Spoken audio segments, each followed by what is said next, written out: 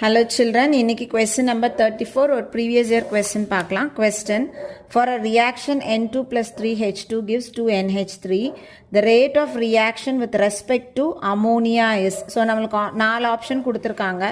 இப்போ நம்ம இதை வச்சு நம்ம ரேட் எழுதுவோம். ரேட் எப்படி எழுதுவோம் அப்படின்னு பார்த்தோம்னா நம்மளுக்கு கொடுத்திருக்க ரியாக்ஷனை ஃபர்ஸ்ட் எழுதுவோம். நம்மளுக்கு என்ன கொடுத்திருக்காங்க?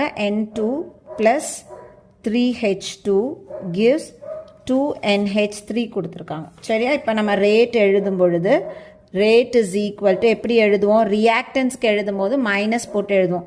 ஸோ மைனஸ், சரியா? இந்த இடத்துல வந்து நம்மளுக்கு 1 தான் இருக்குது. அதனால் நம்ம நேராக del concentration of N2 divided by del T is equal to, இங்கே எழுதும்போது இதுவும் ரியாக்டன்ட், ஸோ மைனஸ் 3 கொடுத்துருக்காங்க. அதனால் நம்ம என்ன பண்ணுவோம்? 1/3 del H2 by del t is equal to, so product வந்து எப்போவுமே எப்படி எழுதுவோம்? ப்ளஸில் எழுதுவோம்.